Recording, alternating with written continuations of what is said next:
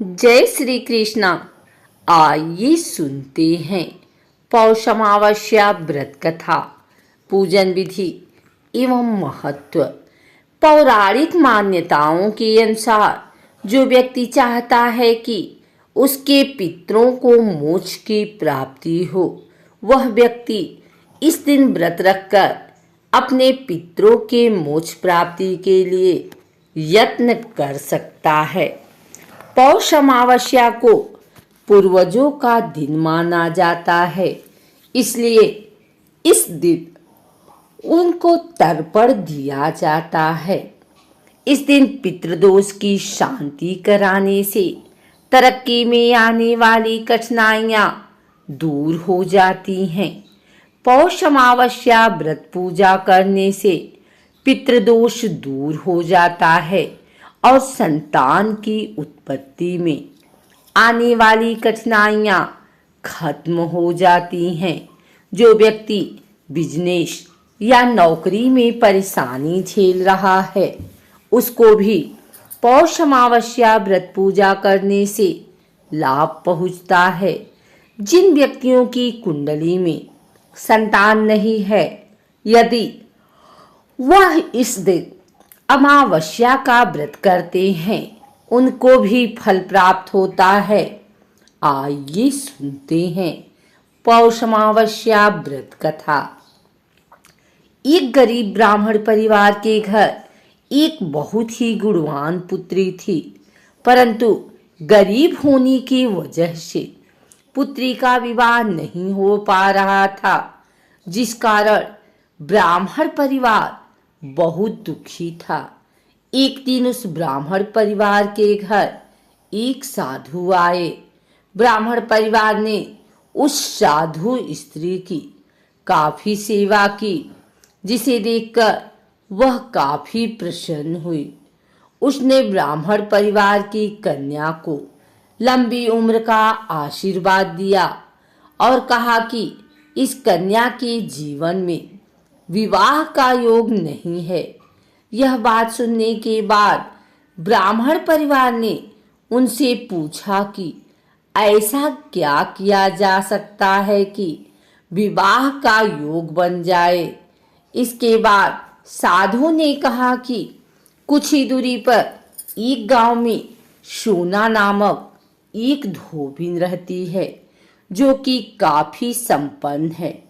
उन्होंने बताते हुए कहा कि यदि ब्राह्मण परिवार की पुत्री उसकी सेवा करे, यदि वह धोबिन इस कन्या की मांग में अपना सिंदूर लगा दे, तो कन्या का विवाह अवश्य हो जाएगा।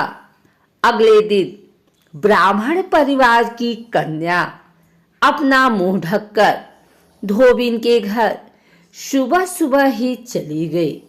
धोबिन के घर जाने के पश्चात कन्या घर की साफ सफाई तथा अन्य कार्य करने के बाद अपने घर वापस आ जाती है।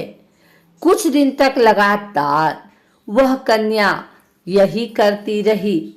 एक दिन धोबिन अपनी बहू से पूछती है कि वह सुबह सुबह ही सारा कार्य पूरा कर लेती है और धोबिन को पता ही नहीं चलता, परंतु बहू ने कहा कि उसे लगा कि धोबिन ही सुबह उठकर सारा काम उसके उठने से पहले ही खत्म कर देती है। इसके बाद अगले दिन वह निगरानी रखते हैं कि आखिर कौन उनके घर का काम खत्म करके जाता है। अगले दिन उन्होंने देखा कि एक कन्या उनके घर आई और घर का सारा काम खत्म करके अपने घर वापस चली गई। यह सब देखने के बाद जब दूसरे दिन कन्या धोबिन के घर आई, तो धोबिन कन्या से पूछने लगी कि वह कौन है। कन्या ने धोबिन को सारी बात बता दी। कन्या की बात सुनने के बाद धोबिन ने अपना सिंदूर कन्या की मांग में लगा दिया। सिंदूर लगाते ही धोबिन के पति की मृत्यु हो गई। यह बात पता चलते ही धोबिन अपने घर से निर्जल ही चल पड़ी। उसने संकल्प लिया कि रास्ते में उसे जहाँ पीपल का पेड़ मिलेगा वहाँ वह भोजन की सामग्री दान करेगी और परिक्रमा करेगी और उसके बाद ही जल ग्रहण करेगी। जिस दिन वह अपने घर से चली उस दिन अमावस्या थी। रास्ते में उसे पीपल का पेड़ मिला। उसने पकवान की जगह ईंट के टुकड़ों से 108 बार पीपल के पेड़ को भौरी देकर पीपल के पेड़ की परिक्रमा की और जल ग्रहण किया। ऐसा करते ही उसके पति जीवित हो गए।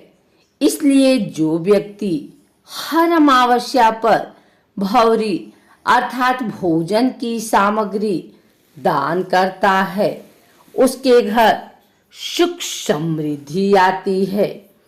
पौष अमावस्या के दिन पूर्वजों को याद किया जाता है और उनकी याद में श्राद्ध किए जाते हैं। इस दिन पूजा अर्चना करने से चंद्र देवता की कृपा मिलती है। ऐसा मानते हुए चंद्रदेव की भी पूजा अर्चना की जाती है।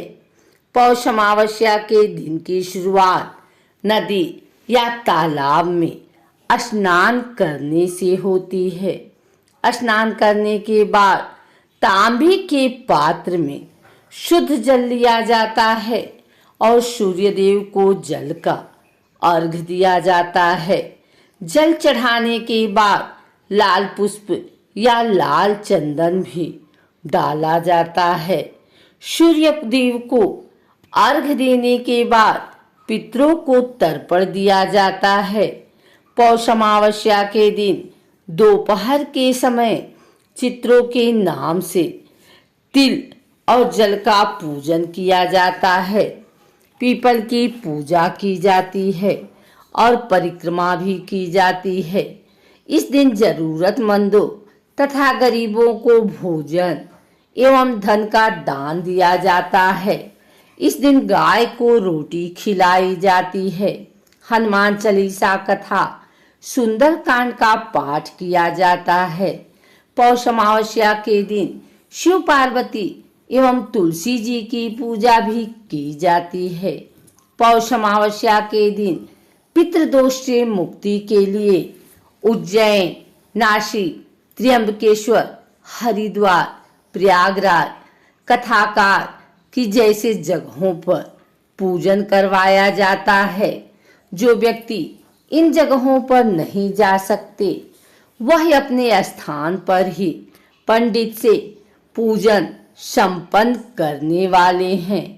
पितृदोष से मुक्ति के लिए पौष अमावस्या के दिन रुद्राभिषेक भी किया जाता है।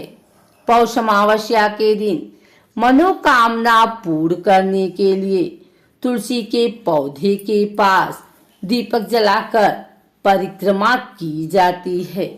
सूर्यास्त के बाद हनुमान जी के मंदिर में सरसों के तेल से दीपक जलाकर हनुमान चालीसा का पाठ किया जाता है। पौष अमावस्या के दिन शिवलिंग के पास दीपक जलाए जाते हैं और ओम नमः शिवाय का 108 बार जाप करते हुए सुख और सौभाग्य की प्राप्ति के लिए प्रार्थना की जाती है।